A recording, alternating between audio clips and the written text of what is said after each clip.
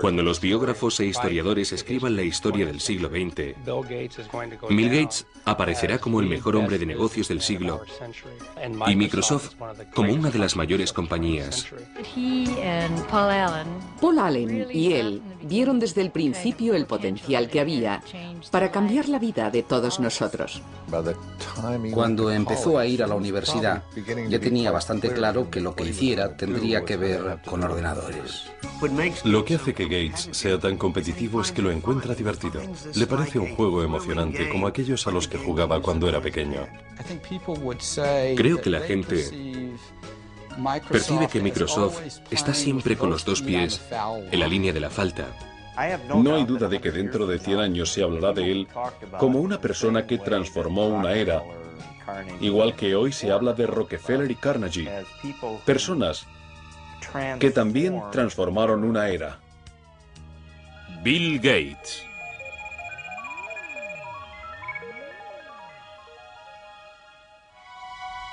Los valores que condujeron a Bill Gates a convertirse en un titán de los negocios del siglo XX se remontan a sus raíces en el antiguo noroeste.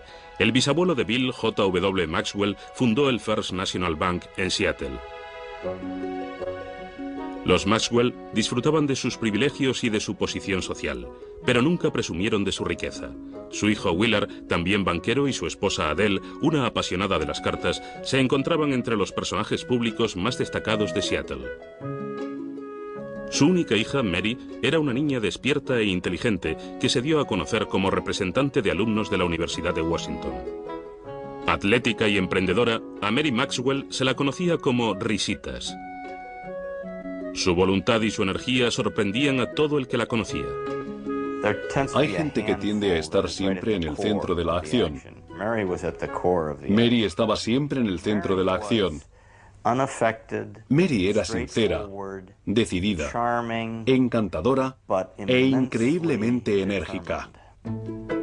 Fue en la universidad donde Mary Maxwell conoció y se enamoró de un joven erudito, Bill Gates Jr., quien se convertiría en uno de los abogados más destacados de Seattle. Cuando Bill y Mary se casaron en 1951, ella decidió dejar su trabajo como profesora para formar una familia y dedicar su tiempo a obras benéficas. La primera de los tres hijos de los Gates, Christy, nació en 1953. Luego vino su hermano Bill Gates III, nacido el 28 de octubre de 1955. Le llamaban Tres. Eso fue porque es el tercer William Gates, y los que juegan a las cartas en la familia creen que todo lo que tenga un 3 es bueno. Así que se quedó con 3. Bill y su madre mantuvieron siempre una relación muy estrecha. Ella incluso se lo llevaba a los colegios en los que daba charlas voluntarias. No quedaba mucho para que el precoz de Bill leyera la World Book Enciclopedia de la A a la Z. A veces desaparecía durante horas y cuando le preguntabas, ¿qué estás haciendo?, él te respondía, estoy pensando, mamá. Dicen que la curiosidad mató al gato, pero no a Bill. Bill era curioso. Siempre estaba dispuesto a aprender, animado por sus padres. Los Gates apreciaban la competitividad y el joven Bill Gates le encantaba probar su habilidad tanto en actividades al aire libre como en juegos de interior. Entre sus juegos de mesa favoritos estaban Riesgo, donde el objetivo es dominar el mundo, y el eterno Monopoly, donde con algo de suerte cualquiera puede convertirse en un magnate. Le gustaba competir jugando a las cartas con su hermana, resolviendo rompecabezas, esquiando, haciendo vela, en cualquier cosa. Quería hacerlo todo bien, tan bien como cualquiera de las personas que estuvieran con él. Todos los veranos los Gates iban a un lugar llamado Chirio en el Canal Hood. Allí Bill, junto con su hermana pequeña Libby y el resto de la familia, se reunían con unos amigos y organizaban sus propios Juegos Olímpicos. Si pasabas un par de días con ellos, volvías agotado de tanto juego y tanta actividad. Era una situación muy animada. Era todo muy competitivo, no hay duda. Y los niños eran parte de ello. Nunca había un momento de aburrimiento.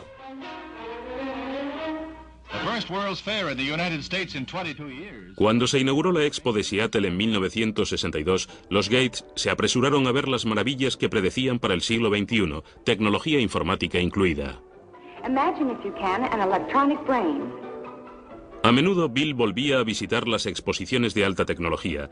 Ya estaba claro que tenía una habilidad innata para las matemáticas y las ciencias.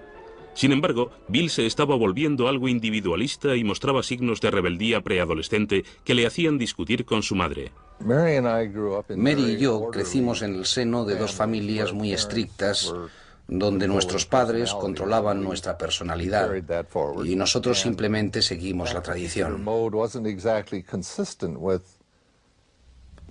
Este método no funcionaba con Bill, que a los 11 o los 12 años empezó a ser emocionalmente muy independiente.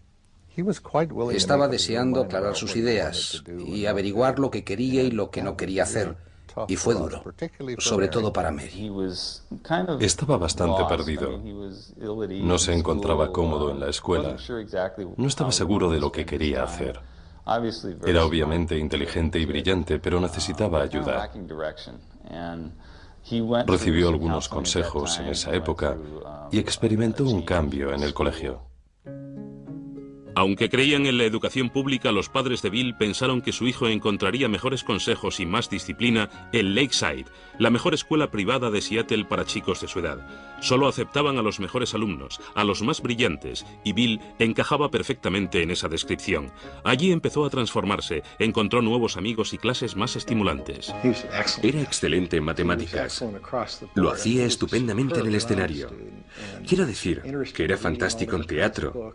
Le interesaba cualquier libro. No es que estuviera completamente centrado en las matemáticas y las ciencias. Tenía un amplio abanico de intereses.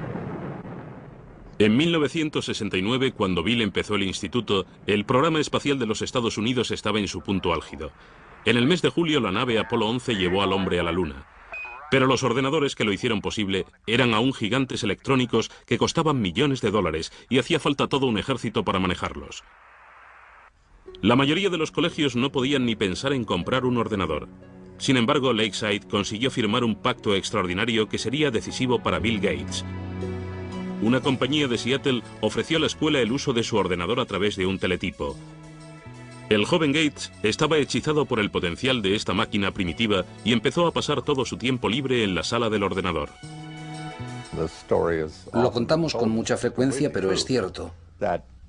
Se levantaba por las noches y se iba a trabajar con el ordenador. Luego volvía y ni nos enterábamos de que se había marchado. Recuerdo que un día nos llamó el director del colegio y le preguntamos, ¿tienen problemas con las drogas? Él respondió, no se trata de las drogas, pero tenemos algún alumno enganchado al ordenador. La verdad es que pasarse tanto tiempo con el ordenador era casi el mismo tipo de adicción. Bill Gates compartía su adicción con Paul Allen, un compañero algo mayor que no podía ser más distinto a Gates. No solo era 2 años mayor, sino mucho más grande. Mientras que Allen era callado y contemplativo por naturaleza, Bill era protestón y desafiante. Sin embargo, esta extraña pareja estaba destinada a hacer historia. Juntos escribían códigos de software. Eran competitivos, Paul Allen y Bill Gates. De vez en cuando se peleaban. Una vez Paul Allen echó a Bill Gates, que era algo más joven, del grupo en el que escribían los códigos. Luego se dio cuenta de que necesitaba que Gates volviera. No podía hacer nada sin él. Gates dijo, me alegro de volver, pero ahora mando yo. En 1970, cuando Bill tenía solo 15 años, Paul Allen y él se metieron en negocios. Se llevaron 1.400.000 pesetas limpias con Trafo Data, un sistema computerizado que crearon para medir el tráfico en el área de Seattle. Aunque Bill contaba con el dinero de la familia, estaba decidido a amasar su propia fortuna. El padre de uno de los amigos de la infancia de Bill contaba que Bill olía los dólares y que siendo un niño conocía el valor de un contrato. Incluso tenía un contrato para utilizar el guante de béisbol de su hermana mayor, un documento firmado y perfectamente legal. En el verano de 1972, a los 17 años, Bill fue a Washington D.C. para trabajar como ayudante del Senado. Esta toma de contacto con la política y el gobierno le sería de gran ayuda más adelante. Ese otoño, cuando regresó a casa, solicitó un permiso en la escuela, ya que Paul Allen y él habían conseguido su primer trabajo en una compañía de ordenadores.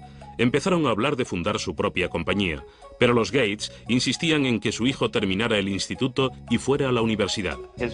A su madre le preocupaba que estuviera socialmente inadaptado. Tal vez lo estuviera, pero tenía otras cosas en la cabeza. No era ni maleducado ni brusco. Simplemente marchaba al son de otra canción. Es un genio y tiene sus propios planes. Bill se graduó en Lakeside en 1973. Sus padres se sentían orgullosos de que le hubieran aceptado en la Universidad de Harvard. Sin embargo, su futuro ya estaba en marcha y estaba dirigido por los ordenadores. En otoño de 1973, Bill Gates se despidió de su familia y de Seattle y se dirigió al este, concretamente a Cambridge, Massachusetts. Durante su primer año en Harvard, pensó en estudiar Derecho, pero ningún curso le activaba la imaginación como lo hacía el trabajo con los ordenadores. Bill siempre estaba decidido a hacer lo que le interesaba. Para lo que menos le interesaba, entre ello las clases, simplemente se dejaba llevar y utilizaba su talento. Recuerdo que estaba en una clase de introducción a la literatura griega en la que, ni hablar de lo que estuvo haciendo durante el año, claro, pero se quedó despierto la noche anterior al examen, luego se dormía en medio de la prueba y aún así sacó un notable. No es extraño que Bill se quedara dormido en el examen. Entre las clases y el tiempo que pasaba en la sala de ordenadores de Harvard, parecía que estaba en marcha las 24 horas. Llegaba a la habitación y a veces ni se quitaba la ropa. Simplemente se tumbaba en la cama, que por supuesto estaba sin hacer porque nunca tenía tiempo para eso. Y se quedaba dormido, con la puerta abierta, completamente vestido. Se tumbaba y se dormía. Cuando había descansado, ¡boom!, se levantaba y se ponía en marcha. Bill tuvo el tiempo suficiente como para hacer buenos amigos en Harvard, pero su vida social no era prioritaria. Solo salía con chicas de vez en cuando y obtenía diversos resultados. Entrevisté a varias mujeres que habían salido con Bill alguna vez y una me dijo que la primera pregunta que él hizo fue ¿cuánto sacaste en el SAT? Esto no es exactamente lo que a una jovencita le apetece escuchar, pero Bill Gates había sacado 800 puntos en la parte de matemáticas de la prueba. Estaba muy orgulloso de ello y quería asegurarse que la chica que saliera con él había obtenido un buen resultado. Bill destacaba en matemáticas, pero cuando se dio cuenta de que no era el número uno en Harvard, decidió no hacerse matemático. Mientras seguía sin saber a qué dedicarse, continuó probando nuevas actividades fuera de la clase. Pasaba mucho tiempo jugando al pinball y a los videojuegos, sobre todo al póker. En la universidad todos jugábamos mucho al póker. Es un juego muy competitivo y, en cierto modo, puede que sea una forma perfecta de prepararse para el mundo de los negocios. Bill pasó de ser un jugador al que cualquiera podía ganar a ser muy bueno. Pero fue Paul Allen, antiguo compañero de colegio y socio de Bill, quien trajo la suerte a Gates. Allen se había trasladado a Boston para trabajar. En diciembre de 1974, cogió una revista en Harvard Square. La portada de Popular Electronics anunciaba la llegada del primer mini ordenador, Altair 8800. Corrió a mostrárselo a Bill. Gates y Allen sabían que el ordenador personal había llegado. Sabían que iba a ser algo fuerte, algo revolucionario para la sociedad. Supieron reconocer el momento.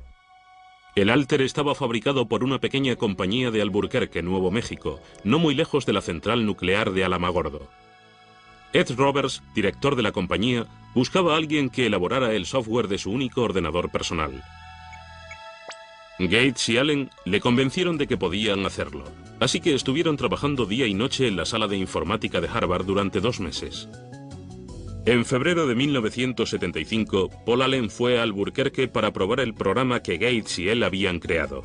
Cuando cargó lo que Bill Gates llamaba el código más chulo que he creado nunca en el Altair, vio que funcionaba. Este sería un momento histórico en la industria del software. No creo que apreciáramos lo de Albuquerque en ese momento, pero no tardamos en darnos cuenta de que estaban en el comienzo de algo que podía ser importante. Para un Bill Gates que solo tenía 19 años, ya nada sería igual.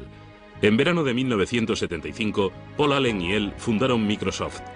Su trabajo con la compañía de Ed Roberts resultó llevarles tanto tiempo que Bill tuvo que dejar Harvard antes de terminar su último año para trasladarse a Albuquerque. Para Mary Gates, la decisión de su hijo fue una gran decepción.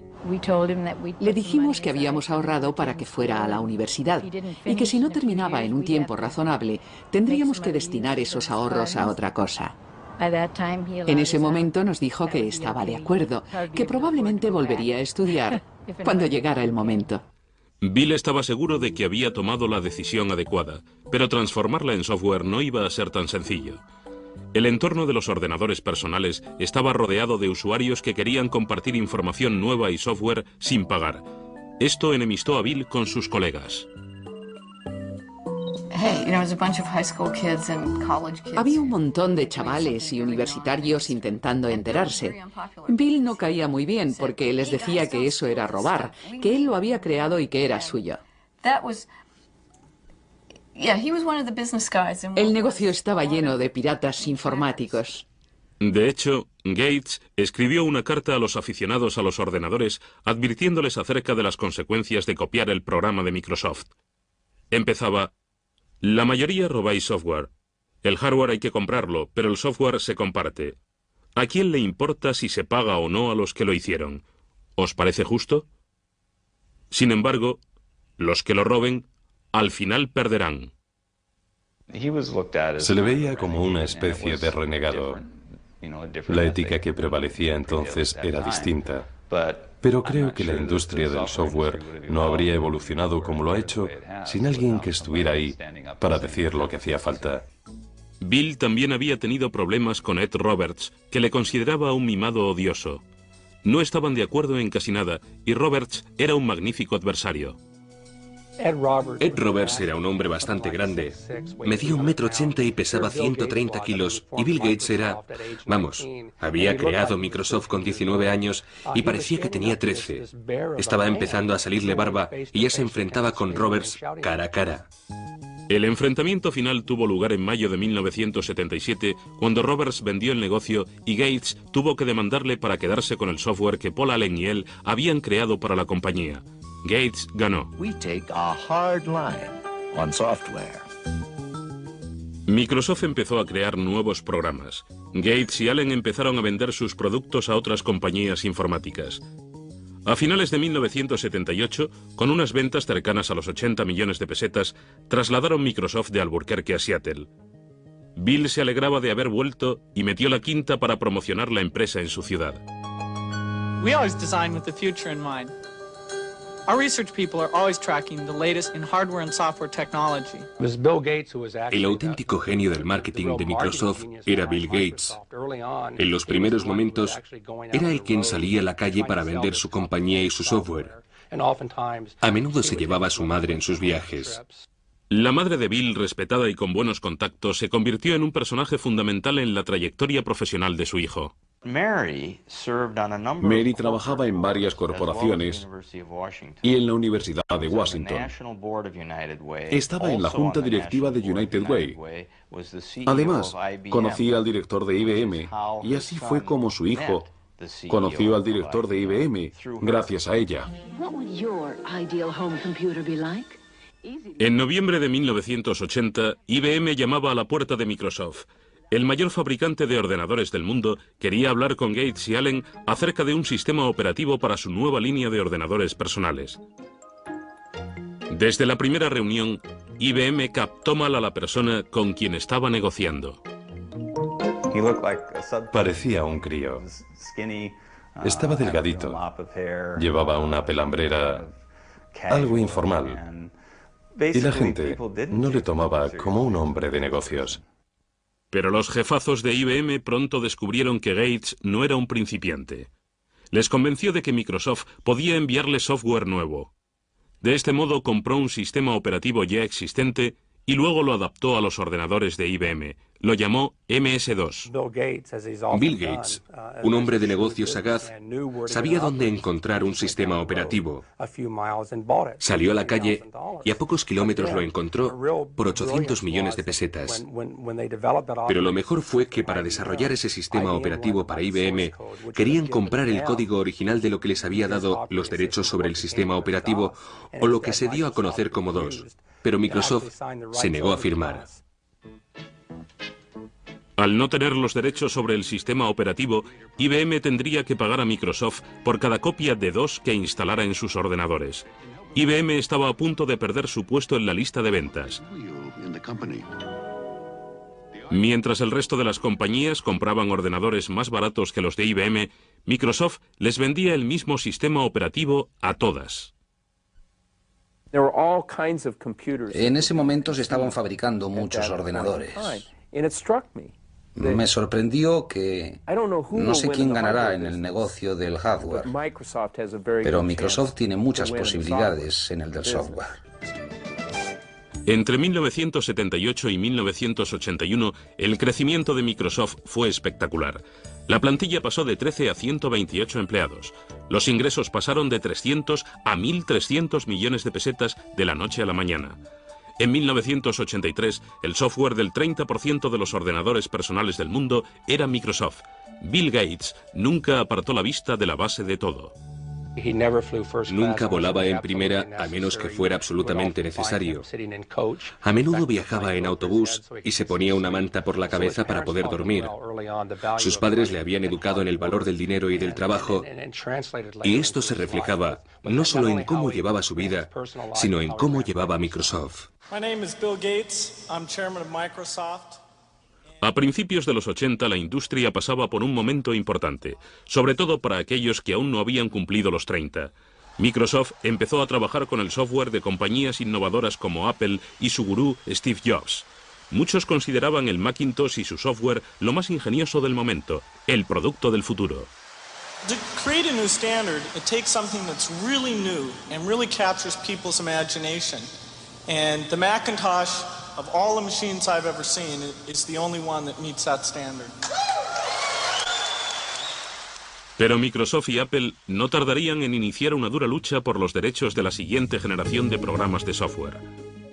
Bill Gates estaba a punto de recibir una noticia que haría que Microsoft se tambaleara.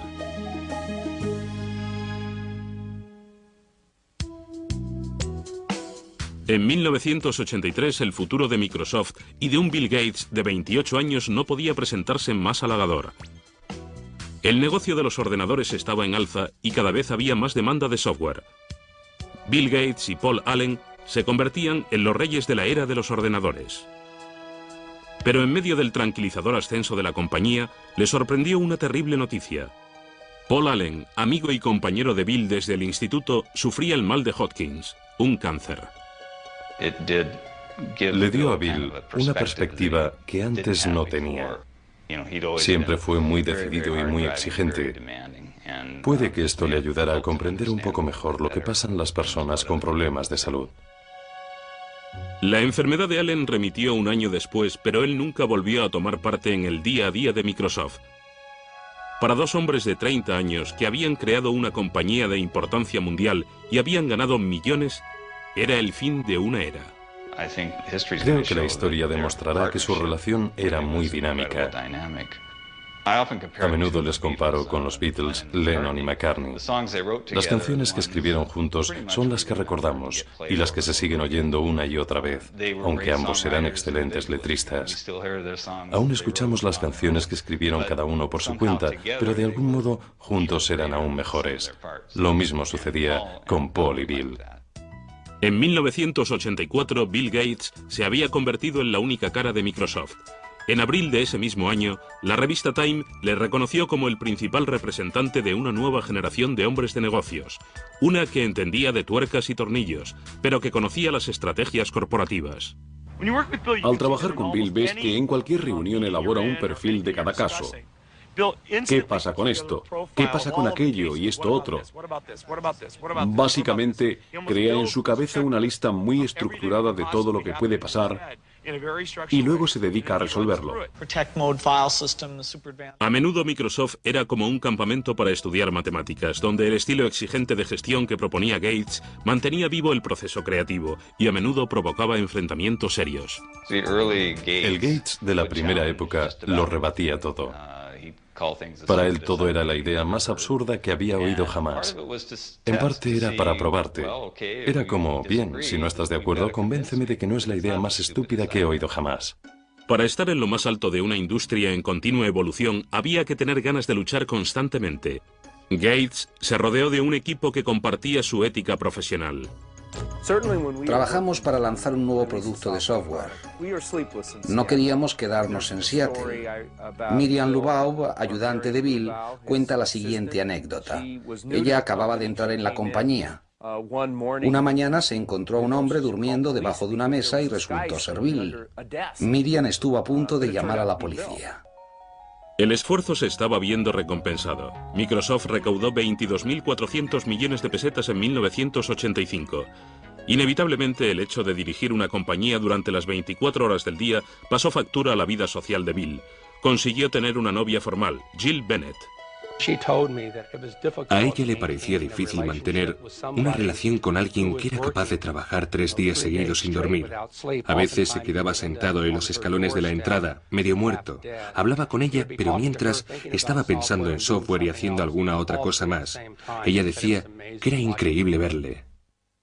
En el centro de este trepidante ritmo de vida se encontraba un nuevo producto. En 1986, Gates lanzó Windows, que se convertiría en la firma de la compañía. La crítica enseguida comentó que el uso del ratón y los iconos era más aburrido que el Macintosh de Apple, que se consideraba el sistema operativo más fácil de utilizar. If you know how to point, you already know how to use it. Macintosh, the computer for the rest of us. Apple había permitido a Gates el acceso a toda su tecnología mientras él estuvo trabajando en el nuevo software para Macintosh. Gates aconsejó a Apple que sacara la patente del software. Pero Apple estaba más interesada en vender ordenadores que en el programa, así que ignoraron la propuesta. Una vez más, Gates aprovechó la ocasión y salió corriendo. En esta industria competimos y colaboramos al mismo tiempo. Un día Bill me dijo, ¿sabes una cosa? Soy un competidor, así que aunque eres mi amiga, no me des información que no quieras que use contra ti. Porque voy a competir contigo y si me dices algo que me pueda servir, lo utilizaré. Pero Apple decidió que Gates no se iba a aprovechar del negocio, así que amenazó con presentar una demanda contra Windows. Gates se negó a pasar el software de Microsoft que Apple necesitaba tan desesperadamente. Al final, Microsoft venció a Apple ante los tribunales. Finalmente, Microsoft demostró que aunque ambos ordenadores funcionaban de forma similar, cada una de las funciones de Windows era muy diferente a las de Macintosh. Aunque la primera versión de Windows no era perfecta, le dio a Microsoft un nuevo empujón económico. En 1986, Bill Gates puso a la venta la compañía. Se quedó con el 45% de las acciones, lo que le convertía en millonario a los 31 años. Aún así, Gates nunca se sintió seguro con respecto a la situación de la compañía. No quiere fallar. Y cuando se tiene ese miedo, cuando estás siempre mirando hacia atrás a ver quién viene y quién pretende quedarse con Microsoft, te consumes y te haces la persona más competitiva de la industria. Vive intensamente. Gates fue ganándose la reputación de ser despiadado y algunos empezaron a aliarse para ir contra él.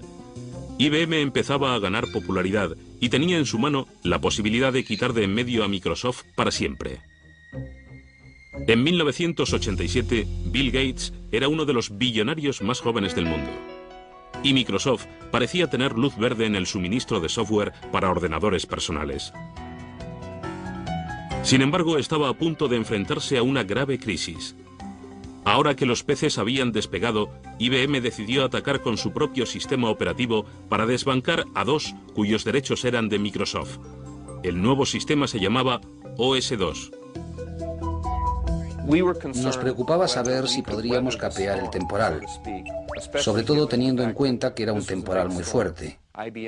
IBM, una compañía muy fuerte, muchos empleados, mucho dinero, capacidad potencial para apartar a Microsoft del negocio de los sistemas operativos.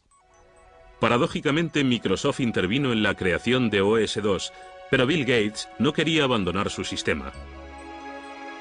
Decidió arriesgar el futuro de su compañía y su propia reputación con la versión de Windows que su equipo estaba actualizando, aunque ello significara la pérdida de IBM como cliente principal. El 22 de mayo de 1990, Microsoft lanzó Windows 3.0. Esta nueva versión se convirtió en un éxito de ventas. Finalmente, OS/2 fracasó y dejó a Microsoft el monopolio virtual de los sistemas operativos. La Comisión Federal de Comercio empezó a recibir quejas de que Gates utilizaba su control sobre los sistemas operativos para acabar con la competencia recortando los precios de los productos Microsoft. Parecía que el director de Microsoft se estaba creando una imagen de ángel exterminador. Bill Gates no es un vándalo. Simplemente necesita ganar. Hacerlo de una forma elegante o no carece de importancia. Lo importante es ganar. Una política de precios agresiva no era lo único que se le criticaba a Microsoft. En 1993, el Departamento de Justicia abrió una nueva investigación. Estudiaron el hecho de que Microsoft estuviera cobrando a los fabricantes de ordenadores unos derechos según el número de ordenadores que vendieran, incluidos los que no llevaban el software de Microsoft.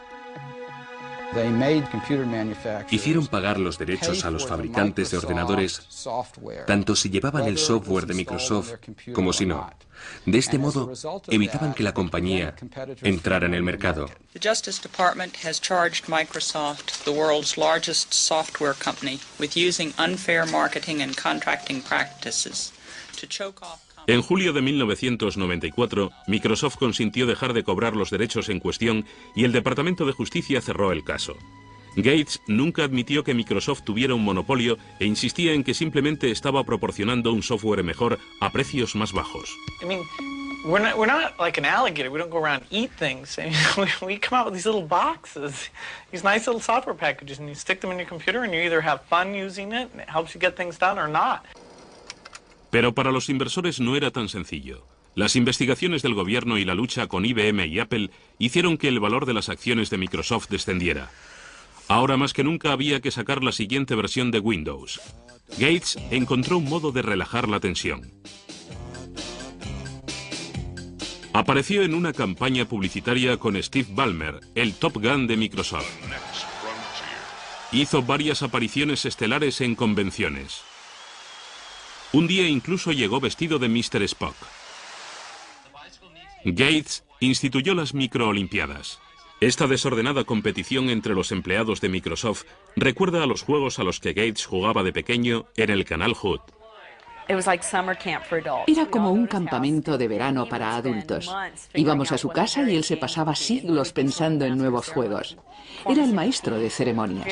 Nos dividía en equipos teniendo en cuenta cómo íbamos a interaccionar y luego nos poníamos a jugar a los juegos típicos de los campamentos. En una de esas microolimpiadas es donde conocí a Melinda. Melinda French tenía 28 años, se había graduado en Duke y tenía un máster en gestión y dirección de empresas. Llevaba varios años trabajando en un puesto directivo en Microsoft. Para los familiares y amigos de Bill, estaba claro que era la mujer con quien Gates, a sus 37 años, había decidido pasar el resto de su vida. Estuvo saliendo con Melinda bastante tiempo antes de la boda. Siempre parecía que había algo especial entre ellos. Tenían tal nivel de intimidad y de conexión que saltaban chispas. Es una persona maravillosa. La pareja perfecta para él. Es muy inteligente, organizada, comprensiva. Le interesa mucho la familia y la vida familiar. Bill y Melinda se casaron en Hawái el 1 de enero de 1994. La noche antes de la ceremonia, Bill organizó una velada especial para Melinda. Contrató a Willie Nelson para que tocara la noche antes de la boda. Fue toda una sorpresa. Bill se levantó y dijo: estoy absolutamente enamorado de Melinda y quería cantar algo para ella esta noche, pero como no canto muy bien, le he pedido a un amigo que venga y que nos cante algo. Fue una gran sorpresa. Bill encontró en Melinda una compañera que no solo le daba la clase de felicidad personal que buscaba, sino también entendía las necesidades del negocio. Pero meses después de la boda, la felicidad de Bill se convirtió en angustia. Su madre, Mary, que había sido su más fiel aliada, sufría cáncer de mama. Murió en la mañana del 10 de junio de 1994. Bill acudió a su casa para estar junto a su madre. Cuando llegó a casa, hacia las 3 de la madrugada, la policía le había parado por exceso de velocidad. Por supuesto, el policía le reconoció. No era la primera vez que le paraban por ir demasiado rápido. Le miraron y le dijeron, ¿qué pasa? Él respondió al policía con lágrimas en los ojos. Lo siento, mi madre acaba de morir. El policía le dijo que siguiera, pero que aminorara la marcha. La muerte de su madre le afectó. Nos afectó mucho.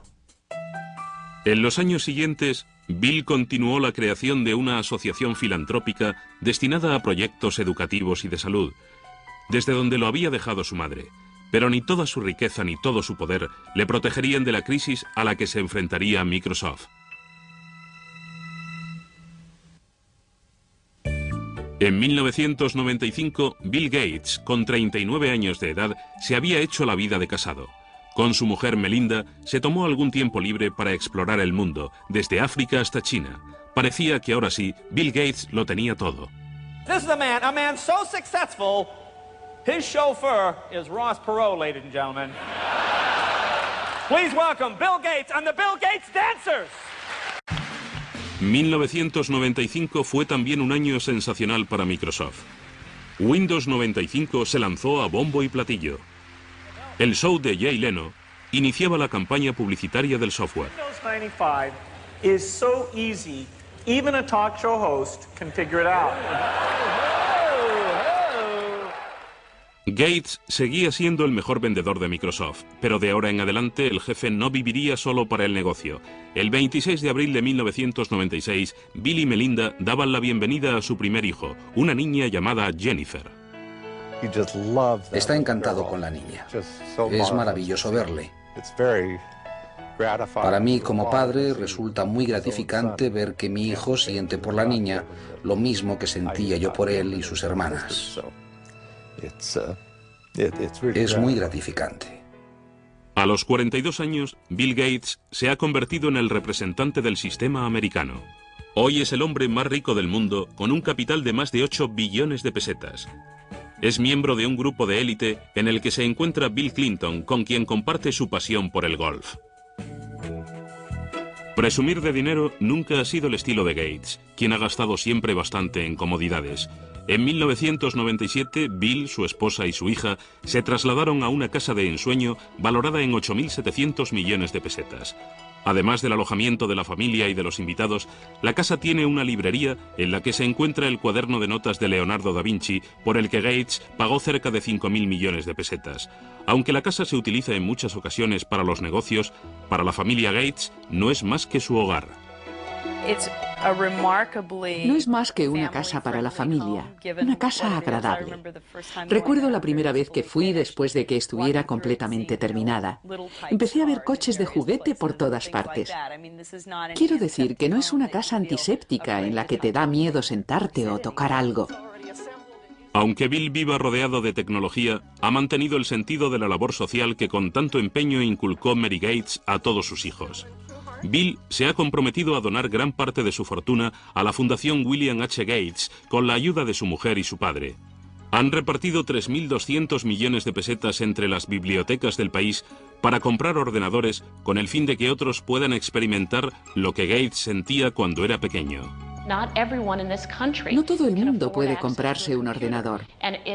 Él se dio cuenta de que darle a todos los americanos, tengan 12 años o tengan 92, la oportunidad de acceder a uno, permitiría que todos experimentaran las sensaciones que él tuvo de joven, cuando estaba en Lakeside. Gates y su familia también han donado 13.000 millones de pesetas a proyectos educativos y de investigación médica. Aunque se le ha criticado por no emplear más tiempo y más dinero en la filantropía, a sus 42 años, Gates no está dispuesto a dejar el timón de Microsoft. La industria sigue evolucionando. Es un juego perfecto porque nunca termina. No puedes sentarte y relajarte. De hecho, en 1997, Gates se dio cuenta de que se estaba quedando atrás en el mercado de Internet. Una compañía llamada Netscape controlaba las ventas de los buscadores de Internet, el software necesario para acceder a los sitios de Internet. En cierto modo, creo que Internet le dio a Bill un nuevo impulso, porque se trataba de algo nuevo que conquistar. Gates decidió limar las diferencias con Netscape, incluyendo su buscador Explorer, con cada copia de Windows. Se trataba de un intento de eliminar a su rival. Si Microsoft decide desbancar a Netscape o a cualquier otra compañía, el consumidor no tendrá dónde elegir. Y si el consumidor no tiene dónde elegir, el mercado no puede funcionar. En las páginas de Internet, Gates aparece caricaturizado como un matón. Su compañía controla el 95% de los sistemas operativos de los PCs de todo el mundo, y muchos usuarios creen que Gates no ha permitido que salgan al mercado productos mejores. En marzo del 98, el Senado en el que trabajara Gates de joven llamó al presidente de Microsoft. Una vez más estaba acusado de ejercer un monopolio y de utilizarlo de forma desleal. Microsoft has the power today to exercise predatory and exclusionary control over the very means by which we access this internet. It's a lot like General Motors having the ability to dictate what type of gasoline you put in your car, or what interstate you can drive on, or even how you get on the interstate. A pesar de las acusaciones, Gates estaba a punto de tomar una decisión importante. La orden de no entregar Internet Explorer con Windows 98 quedaba revocada. Pero Gates seguía en la boca del lobo. En mayo de 1998, el Departamento de Justicia y 20 estados interpusieron una demanda antimonopolista contra Microsoft. Llevaría años revelar los entresijos legales de este caso, aunque ya se han llevado a cabo las investigaciones pertinentes, lo cual ha pasado factura al joven presidente de Microsoft. Creo que para Bill ha sido un duro golpe. Le he visto abatido y deprimido. Yo estaría igual. Una vez tuve una inspección de Hacienda y me pareció horrible. Me imagino que esto será mucho peor. Puede que Gates se sienta herido por los ataques que han recibido tanto él como Microsoft, pero su negocio sigue siendo fuerte y sus clientes siguen ahí. En cuanto al futuro, Bill ya ha comenzado a llevarse la compañía a un nuevo terreno. En 1996 empezó con un canal 24 horas por cable, MSNBC. Ahora es el dueño del mayor archivo de fotografías digitalizadas e imágenes de arte. Gates también ha estado estudiando el uso de la informática en espectáculos en compañía de los grandes magnates de Hollywood como Steven Spielberg. Bill Gates sigue siendo el competidor que siempre ha sido, tanto si se le recuerda como un magnate que se dedicaba a robar, como si se le recuerda simplemente como el chico que construyó la mejor trampa para ratones. Nadie podrá negar el impacto que su vida ha tenido en nuestra era.